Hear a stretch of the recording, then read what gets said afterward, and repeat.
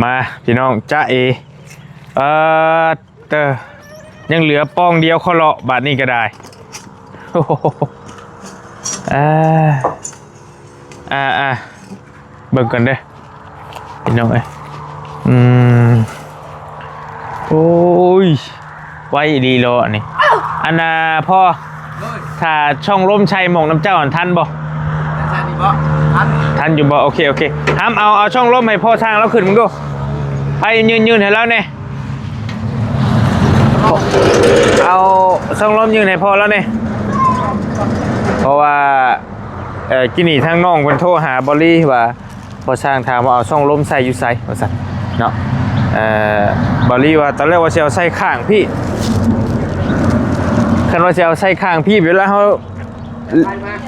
เวลาเลี้ยวมาระยะมันคือว่าแวกน้อยหนึ่งเห็นนะระยะแล้วเอาใส่ทั้งนี้แหละใส่ทั้งหลังถึกแล้วโอเคโอ้ดิอันนั้นฝนบ่มาพอดีแล้วโกได้น้อยหนึ่งกำลังยังน้อยหนึ่งนี่น้องเดี๋ยวให้เราเอาใส่เอาปูนออกหน่อยนึงตั้งใส่หัดเลยเนาะ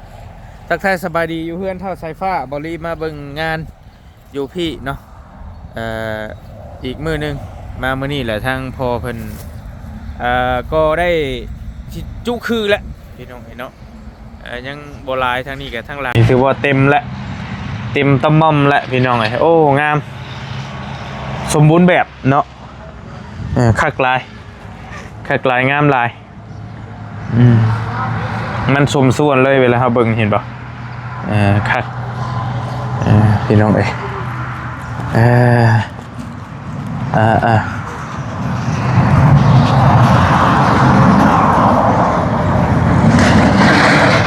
ทั้งนี้นะแม่นเราเต็มแล้วตะมอมแล้วเพียงกันเรียบร้อยจุกันเรียบร้อยแล้ว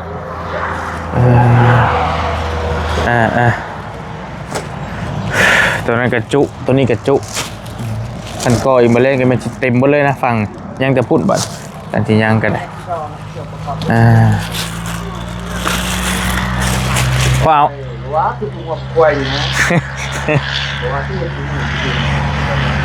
มาใช้ไฟก็ต้องใช้เอาเลยพ่อมึงเด้ one two ฮึบฮู้โอ้ได้ข่าวดีได้บอลีข่าวดีได้อีกบอกมืออื่นจะได้ทักแล้วไม่ต้องน้ำแล้วพอแล้วจังมือพอแล้วสิแล้วจากมือน้ำว่ะมาทำบอลีด้วยว่ะเนี่ยอะไรกันโย่มันมีภูเขาเพื่อนแล้วสิเจ้าหน้ามืออื่นบ่แม่นมาเศร้าเลยมึงแรงคอเมื่อน้ำบอลีนี่แหละก็ได้บ่เป็นยังงานกาเทียมเด้จัดน้ำกันไทยไว้มีน้ำคอยว่าคอยสิไปหักไปตักเองดอกว่ะตักกาเทียมให้ทุกคนเพราะว่าเมื่อกับพ่อได้อาบน้ำนะทุกคนก็ดีเจ้าไฟไว้เลยเมื่อตักน้ำตักในพอดีรอบของคำพอแล้วเห็ดอัดตัวนี้ก่อนแล้วพอดีนะให้มันแล้วตัวนี้บ่ปิดตัวนี้เลยเนาะปิดเบิดก่อนขังจงไว้แต่ชามมันนะเจ้ามือฮื้อเลยถือว่าทำมาแล้วมืออื่นกับตอนแรกกับมาพี่เลยถือว่ามาย่องตัวนี้ต่อโดยบุเป็นยังไปทั้งนั้นก่อนก็ได้ตามสบายคือว่าเก็บไปน้ำโดยจะดีกับบ่ได้เรื่องไม่เรื่องตอกได้พอสีสั่งเองบ่ไปถามเบิ่งแหละมันถือคือเห็นอยู่แต่ไม่เพราะว่าอยากได้สมมุติว่า8 เมตรมันถึงบาทเดียวเหรอนะประมาณบ่ได้เลยจะเป็นให้เจ้าสั่งเลยการเลยเหรอนะพ่อไปซอกเบิ่งก่อนก็ได้เพราะว่านี่แล้วมีแต่เฮาไปเลือกเบิ่งใหม่โอเคเพราะว่าอีกอย่างเจ้าเป็นสร้างนะแหละยันเจ้าไปเลือกเองมันก็คักกว่าแม่นสมมุติว่าชื่อสมมุติว่าเส้น180หรือ1แสนก็ให้มันงามเหรอนะเจ้าเหลือซื้อผู้ดีเลยเจ้าเพื่อเบิ่งสิไปเอาใหม่กบฟ้าแน่จัก4-5แผ่นเจ้ามีขายอยู่ใหม่เขาเจ้าเฮ็ดในบนของบุคคลไว้ในเฮือนเขาอันนี้มีงานแต่ราคามันคือเขาเจ้าจะได้เลยเจ้าไปเอาหันก็ได้เป็นไม้ฟ้าไม้หยังถ้าไม้ฟ้ามีแต่85ไม้แผ่นฟ้าน่ะโดย5,000ดีแล้วเพราะว่า คันเฮาสั่งมาให้แล้วเฮาบ่ได้เลือกเด้บางทีจักมันขี้ร้ายจักงามแหละอันนี้คันเราพอมีหม่องสั่งก็จัดการโลดเนาะ คือข่อยไปเอาตะกี้กะชื่อให้หมู่กะคือว่าเขาเลือกให้ตัวมันแตกมันยังเขาบ่เอาได้เขาบอกเขาเลือกว่าตันฮักได้กับแผ่น1 5 60หักใส่ได้อยู่ไม่เป็นขาไม่เช่นเขาลุ้นราคาให้เฮาหั่นนะคันสิเว้าเรื่องนี้แหละ โอเค บ้านอยู่เรื่องเขา โอเคบ่เป็นหยังอัน โดย สบายดีเนาะมุทวีเอ้ย ทวีลูกทุ่งทวีทดลองสีมือ one two three let's go โอ้ให้ไม่ช่างขอโทษด้วยเฮ้ยกระโดดโอ้ยไฟฟ้าเอาเด้อ1 2 3 let's go ตายคักได้แล้วฮะ เจ็บคออยู่ครับ เอ้าฉันให้บ่แก้วฉันน่ะไม่สร้างก็ได้บ่เลยบ่แก้วขอโทษเด้ออย่าว่าฉันว่าซี่เด้ออย่าว่าเสียมารยาทเด้โอ้เห็นบ่ว่าซี่คนหับเป็นอันนี้รอดครับมา ไปเฮียนเด้อ เอาบ่แล้วมันเบาเดียวเอาไปแบ่งกันฮะบ่จะมันกู หลอดมัน เอาไปจากสิไปทางใดเอามาเบิ่งบ่แก้วพี่ก่อนบ่เห็นเราลายมือเลยเป็นได้สบายดีแล้วบ่แก้วเด้อสบายดีอันบ่ได้มาจากมือเลยนี่มือเดียวมือวานยังจมกับสายผ้าอยู่เป็นได้ชวนพักแล้วมันคือบุไปบ่มาแทบว่ะ บ่แก้วกับข้าวเวียกคือกันนั่นล่ะอันนี้ก็แล้วเวียกอะไรจึงมาพี่เฮ็ดเวียกหลายบ่ติแหละจากทางใดทางยาเนาะถ้าอยู่เรามาสิได้พี่น้องซกแซกเฮาผัดมันบ่ค่อยมีเวลาซะมาเว้าหันบ่นี่ได้เพิ่นเบิดน้อยนี่แหละสิปลูกหยังนี่คุยกันไว้นี่สิปลูกผักกาดแล้วก็ผักบุ้งผักหอมปอมผักบัวประมาณนั้นผักหอมป้อมหมักทั่วหมักแตงนั่นแหละแม่นนี่อันอ้ายซื้อมาให้ยังอยู่บ่เอาบ่แม่นอ้ายซื้อที่เมย์เพิ่นฝากมาให้ลืมเลยยังหลายคือว่าหลายถุงเกือบอยู่แล้วตอนนั้นเจ็บเลยจะได้นี่ก็คือพูดคือว่าบ่ค่อยว่าน่ะถ้ามีเวลาหลายแบบว่าเฮามีเวลาเนี่ยแบบว่าอยากซอยกันเฮ็ดแบบอ้อมบ่ไทยเลยนะแต่ว่ามันมีไม้เลยคืออยากไม่เลยสิบ่มีก็จังว่านี่แหละกันยังเว้ากันอยู่แบบอันนี้เฮาเฮ็ดชั้นนี้มันสิพอได้กินซื่อมันสิพอได้กินซื่อแต่คันเฮาเฮ็ดเบิดเลยนี่ให้น้องมันเป็นหมากเป็นหยังให้น้องเพิ่นขายหอยใส่ลักใส่ปุกกระท่อมนิดหน่อยตูบนิดหน่อยบ่หอยขายเนี่ยนะพอได้เงินเติมน้ำเมือกน้ำมันนะมันได้ดีไรเพราะอนาคตเลยโอ้ยถือว่าตัวเองนะอนาคตแหละน้องเพิ่นสิบ่มีหยังเฮ็ดก่อมันนี่แล้วเฮาก็สิบ่ได้มาเพราะว่าเฮือนแล้วแหละนะอยากหาอาชีพให้เพิ่นเพราะมันได้เป็นหลักเป็นแหล่งแน่นะพอจักดื้อนำอยู่ได้เอาแนวนี้มันเนาะมันธรรมชาติตัวนี้เด้คือว่ากันมีเวลาเลยถ้าจังค่อยขยายออกก็ได้ขยายออกมีเวลาก็ศุกร์เสาร์อาทิตย์เลยมีเวลาคันบ่เบิ่นให้ก็จักครึ่งนึงนี่ก็หลายเติบได้บ่รีบ่ยาวไปนี่ก็ได้นี่ยาวไปนี่ก่อนก็ได้นี่ซื้อซ้ำที่เจ้าเฮ็ดนี่เอาก็ยาวขยายออกแม่นต่ออีกหั่นน่ะหลายเติบอยู่ได้ทั่วหมกแตงนี่ก็แล้วปัญหาอันตะนางนี่ยันบ่อยู่คันเงินตะนางเล็กบ่เล็กคืออยู่ตะนางอีกเนาะไก่ติแม่นไก่นี่บ่มีปัญหาแต่ว่างัวเพิ่นแหละบัดเวลาแตงมันขึ้นเด้มันต้องบุอยู่แล้วงัวน่ะบ่อยู่แล้วเนาะเป็นความเจ้าอยู่คันตะนางเล็กแล้วอยู่ต้องมีตะนางเล็กมาอ้อมข้างในอีกแม่นล่ะนี่แหละงัวก็บ่แม่นงัวไผหรอกงัวทั้งลุงเพิ่นแต่ว่ายามแล้งเพิ่นก็ต้องปล่อยหั่นน่ะจังแนวเว้าเฮาก็มันดึกมาพูดแต่ก็ล่างเอาแหละยังให้ลองสีมือเด้เพราะมันเป็นอาชีพเลยมีทางนี่เนี่ยเป็นมันบ่ได้เบียดเบียน ไทยเลยนะพี่น้อง แม่น บ่ได้เบียดเบียนสัตว์สาว่าสิ่งสบายอยู่คักอยู่ใกล้หิมทางพร้อมเหมาะโพดเหมาะเจาะโพดแต่ว่าน้องเพิ่นสิเฮ็ดได้บ่แค่นั้นแหละคันว่าคือเจ้าอยู่ใกล้บ่หรือทีมงานไผอยู่ใกล้คันเที่ยวมาเรื่อยเฮาก็พาน้องเพิ่นฮดเพิ่นปลูกเพิ่นพางซอยฮดซอยหยังหั่นแหละ เจ้า แต่ว่าลำพังเพิ่นเฮ็ดเองนี่ก็บ่มั่นใจปานใดว่าสิครัวได้บ่ยันบ่ได้ดอก โดย ยันปลูกแล้วเหี่ยวแดดถิ่มชื่อก็ตายเสียของชื่อกันเฮาอยู่ใกล้เฮามาตลอดที่พาฮดพาหยังได้อยู่พาขายอีกขายนี่ก็จักสิได้บ่ได้อีกนี่นะ ได้สิค้าขายเนาะเพราะว่าบ่เฮานี่ก็เคยค้าขายมาแล้ว ค้าขายกันเจ้าก็ แม่น โอ้มันเป็นน้อยแล้วค้าขายตอนนั้นก็หาเงินไปเฮียนไปโรงเรียนหาเองได้ไปหาจ้างก็ได้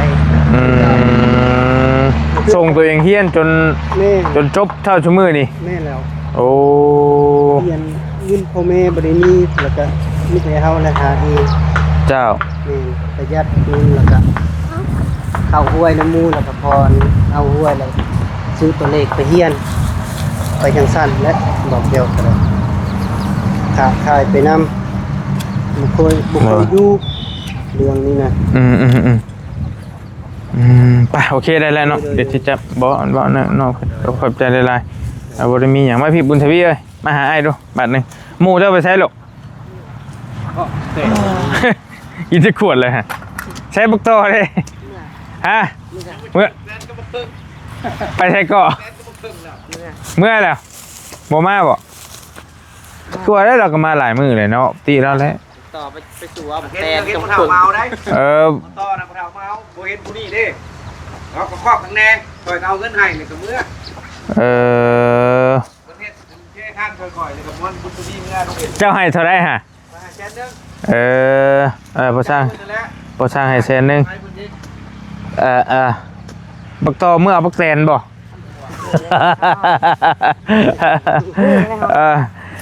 กะเรามาหลายมื้อแล้วเด้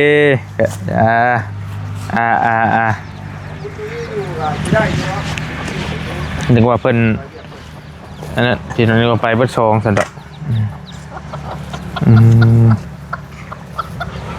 ได้เฮ็ดน้ำอ้ายเพิ่นเด้อมีเวลาเด้อขยายออกคืออ้ายบอกหั่นแหละให้เพิ่นพาเฮ็ดแล้วพาเฮ็ดพาขายบัดเฮือนเจ้าแล้วนี่ได้พอได้เงินบัตรซื้อบัตรเติมเงินเล่นเกม จังว่ากันเอาฉันบ่ได้เด้มีหมึกแตงขายนี่ต้องมีคนซื้อซอยเขาท่าอยู่พี่น้องกันเฮ็ดเบิดป้อแต่บัดยันโฮดบ่ไหวกันเฮ็ดเบิดก็ได้แต่คันนอกมันดุโฮดนี่ได้ดีเลยพี่น้องได้เงินได้เก็บกำผู้ใดเฮาขายได้อยู่ที่เฮาดุซำใดแหละแค่นั้นแหละเอามาเบิ่งเฮือนคร่าวๆก่อนบืนพอสร้างก็สิเมื่อปะหรือว่าสัตว์เมื่อนี่เลยเนาะแม่นแหละเบิ่งติดช่องลมแล้วโอเคพอช่องนี้ให้มันตันเลยนะฟังเมื่อกี้ว่าให้เราใส่ช่องนี้แต่ว่าเอาบ่เป็นยังให้มันจุเลยให้มันตันเลยตัวนี้ตันจื้อลือเลยเดี๋ยวดูดอากาศออกทางนี้พี่น้องหลายคนว่าใส่ช่องลมตัวนี้เสี่ยงกับงูกับเงี้ยวว่าสัตว์จังว่านี่แหละพี่น้องเลยแต่ว่าเขาก็ต้องหาแนวอัดไว้อยากให้มันมีช่องอากาศนะเบิ่งกันเด้อซื้อบ่หามเบิ่งน้ำพอสร้างอยู่ซื้อแล้วบ่ซื้อก็บอกแล้วซื้อแล้วบ่ได้บ่ได้แล้วได้บ่โอเคเป๊ะแล้วโดย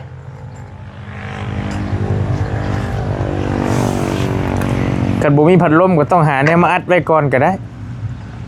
มีพัดลมโดยหาแนวมาตีอัดไว้นะยันซัดมันเข่าแล้วเมนความเพลินอยู่บอตี้ดอกอันนี้กัน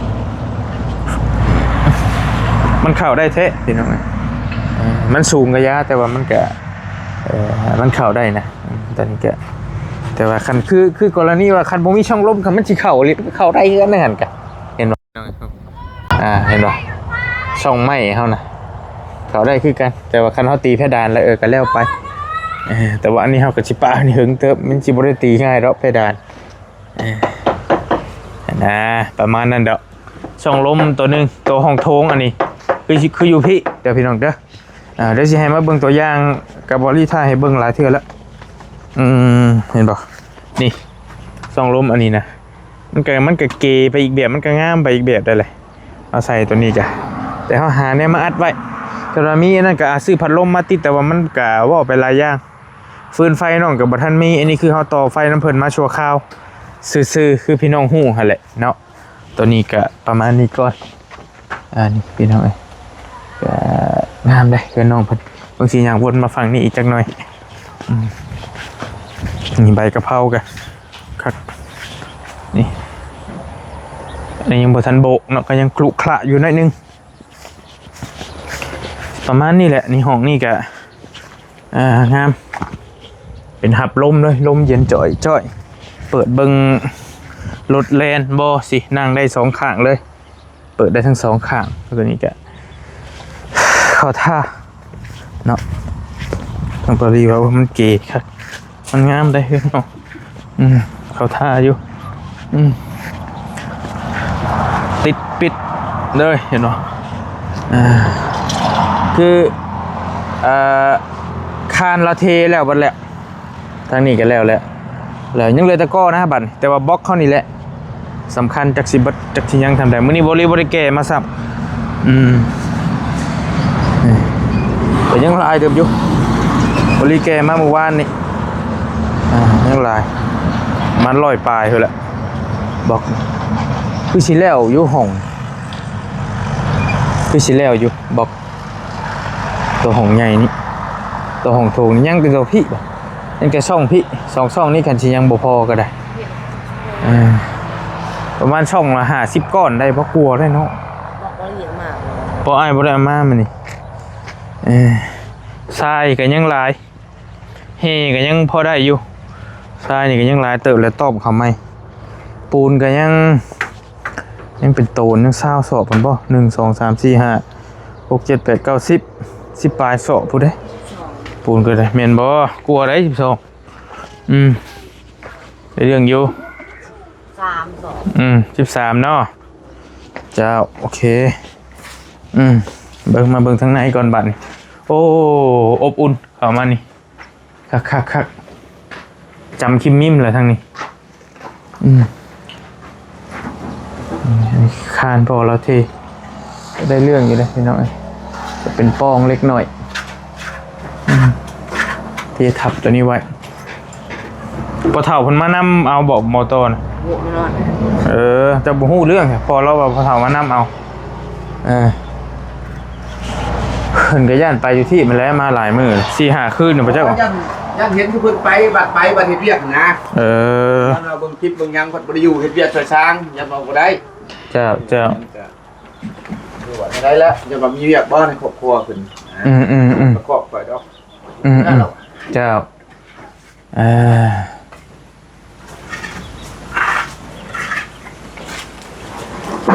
ได้ช่างทั้งได้พอมาเจาะน้ำเซนูน้องใช้เพิ่นเอามาบ่โอเคเพิ่นเลยโอเค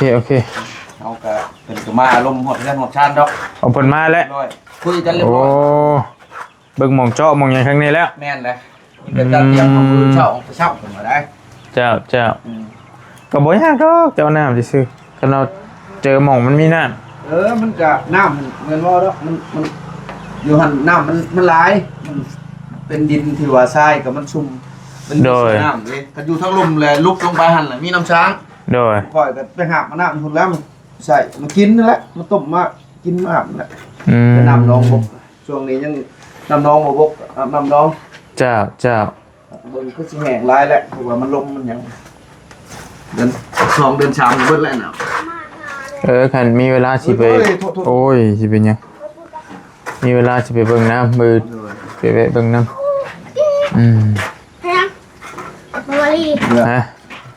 ดำหน้าลูกล่ะเกี่ยวเข่าถามว่าเฮ็ดยังแล้วเฮ้ยปูนนี่ลูกไปนั่งโต๊ะกับปูนหันไปนั่งโต๊ะกับปูนหันมันนี่เรียกว่าปูนถึกบ่ว่าโอ้ยว่าเฮ็ดปูนเฮ็ดเวียกน้ำบ่ช่างเบิดนี่ กินข้าวแล้วตี้พากันกินข้าวเบิ่นละบ่ กินแล้วทำแล้ว ย่างเพิ่นว่าเด้อผู้บ่แก้วเราใส่แล้วค่อนกุ้มนะผู้สายปลูกพังจังไงช่องลมตัวนี้งามไปต้อง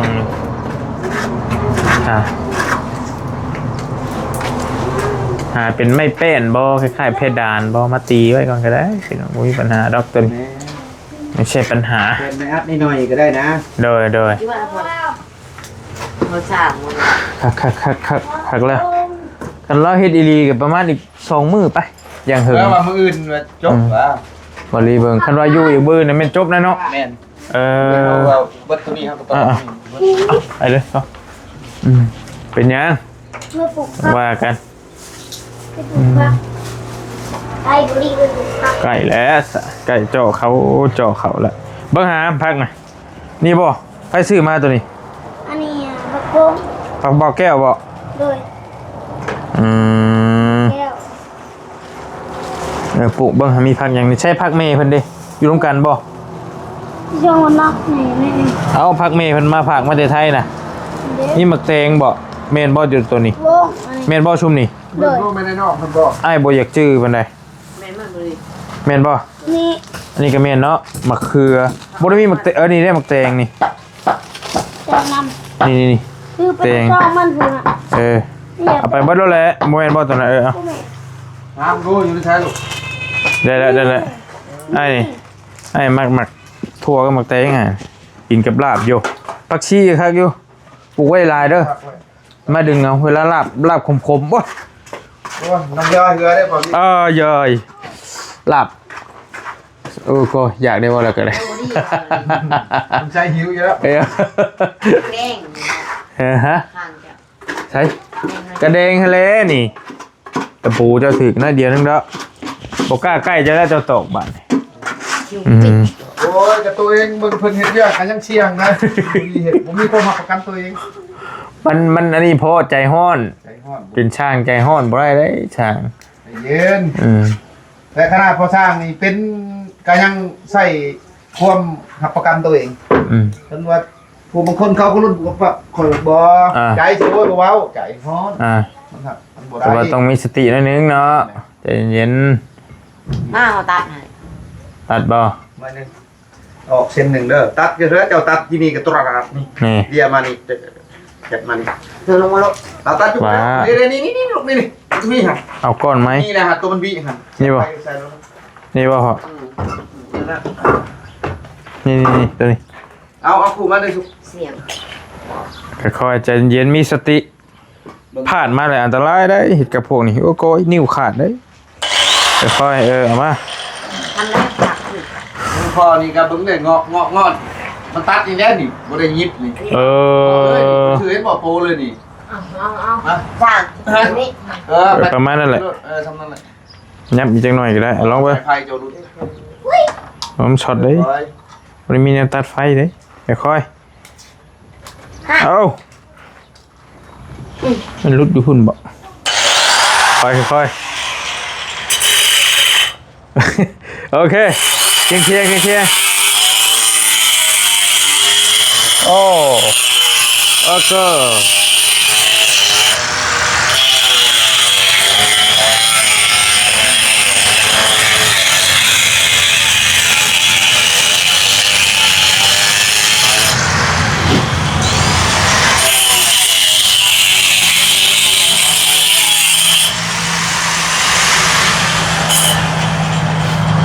ค่อยๆอะไรยังไม่เข้าตา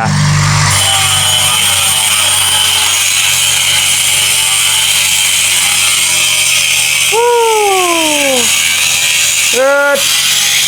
ย็บ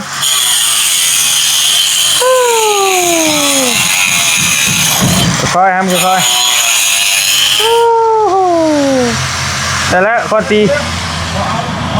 ตีทุบเอา มาต้องมาได้ตัวมือเจ้าใช้ได้ใช้ได้ คนตีลูกคนตี มาพี่รถแม่คุณตี แล้วที่ทุบเองบ่ใช้ได้อยู่ แก บ่ ก่อนมาให้ก็ได้จะตีปูนไว้รถก่อนนะจะมาแล้ว มาแล้ว มาแล้วโอ้ ไว้ดีเนาะเรามาเนี่ยคุ้มพิลึก บริพักไม่ได้บริ โมเมนต์มีผู้ช่วยดิบัดนี้พัดคนเคยปีนบัดเท่าไรใดเท่าเที่ยวขึ้นเที่ยวลงทั่วหมดแล้ว ตัวเราก็จะอยู่เฮือนเราแล้วมือเฮือนเราแล้วก็คือว่ามีเหตุอยู่พุ่นน้ำจังว่ากันเจาะน้ำก่อนพอได้พดลูกพริกเจ้า